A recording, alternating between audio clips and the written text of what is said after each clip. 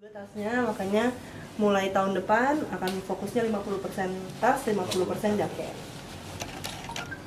Pakaian luar fashion.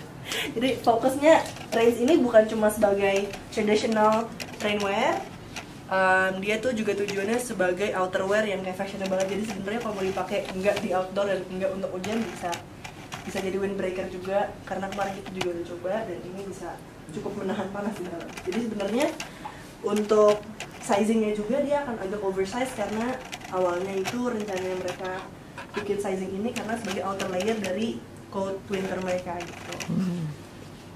Instagram mereka Range Journal.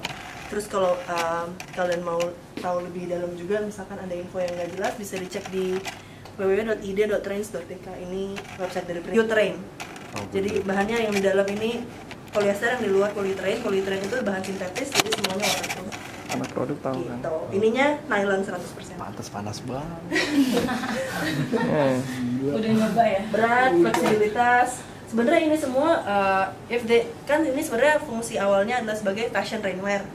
Jadi I believe kalau misalkan orangnya tidak pakai untuk naik gunung, tidak perlu tahu kalau misalkan ada fleksibilitas, low pressure, breathability. Cuma intinya kalau misalkan ada yang nanya bisa buat olahraga atau enggak, sebaiknya sih jangan, karena breathability-nya cuma buat ini. Jadi intinya buat either outerwear aja atau buat tahan terhadap air, anginnya pasti ada dulu. Oke, sirkulasi udara di 2 tempat. Baik. Jadi supaya nggak panas-panas banget. Di sini tuh dia ada 2 bolongan. Di sini 2, sama di ketek. Di sini. Itu buat sirkulasi udara. Ini tadi kayak gue bilang ukurannya longgar. Jadi Range itu brandnya asal dari Denmark.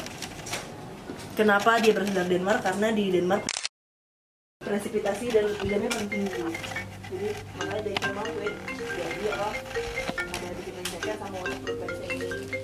Foundernya ada 2, jadi mereka tuh di sekolah desain sama bisnis.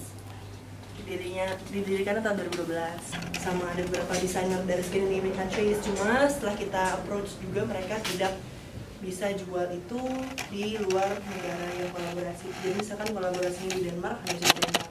Kemarin kolaborasi sama Stussy juga berarti cuma bisa di Jepang karena ada itu. Jadi kita cuma hanya jual yang benar-benar dari prinsipal. Kalau misalkan ada yang nanya, ada yang kolaborasi sama ini nggak? Itu berarti kita nggak bisa bawa ke Indonesia. Gitu. Nah kalau misalkan ada yang nanya dibuat di mana, productionnya dibuatnya di China. Cuma kalau misalkan nggak ditanya ya sebenarnya nggak usah ditanya juga sih di Denmark.